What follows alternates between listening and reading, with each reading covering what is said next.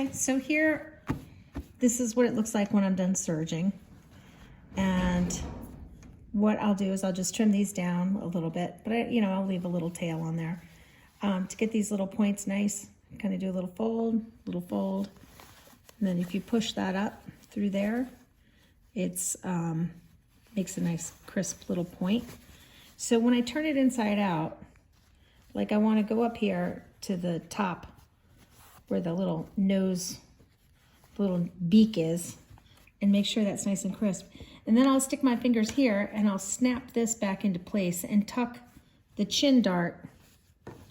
See how the chin dart just fits right up into there? And that's what keeps your pleat nice and crisp. Because that's kind of like important that the pleat stays in this good shape. So what I've already done is I've already done the rolled hem, if it's a rolled hem or just the serge and turn on those guys. And so I'll do one, and then here I am at the end of this other one. And so then I'll just go right to the edge and I'll feed in another one. And I start at the corner, not at the chin dart. And then just, because the corner gets folded up into there. Oh, of course I messed that one up. Performance anxiety. And so then I'll go around here. This is how I do this so it's a lot quicker. So I can do them all. I do them in batches of 12, which rolls by really quickly, rather than, endless pile of like 48 or something. You can manage it a little bit more when you have 12. So then I'll pull this out. I'll snip these apart. You see how they're all stuck together? It's really satisfying when you have all 12. And all right, so then here I have this, and I'm gonna kind of make sure all my little bits are in place, and I'll put them all in a stack, making sure that my points are crisp. See, in this little guy, I'm gonna do that with the little corner again, push that up through. And then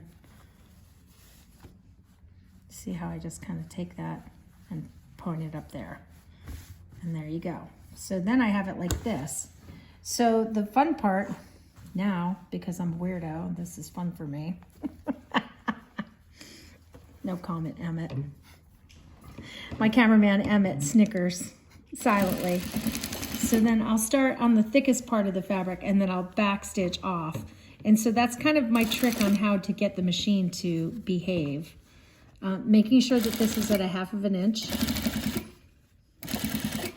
I'll come up here and I'll backstitch. And then as I'm backstitching, I'll get the next one ready.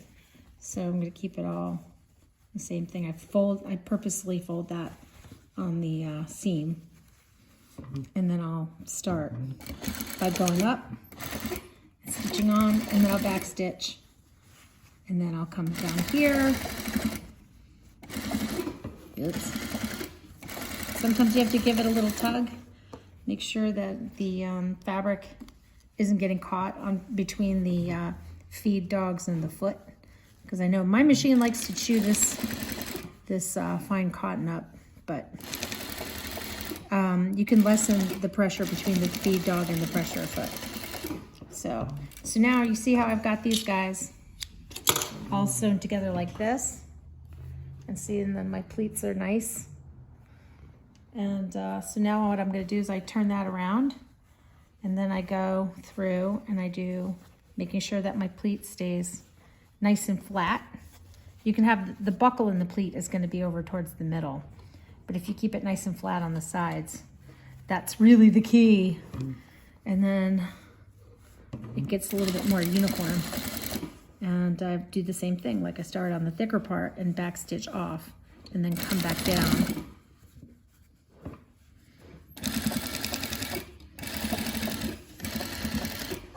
And I appreciate how awesome the industrial machine is. And I know it's a little tougher with the home sew, but everybody's machine has its own little personality. So we all have to do what makes our machines happy. I sound like Bob Ross now.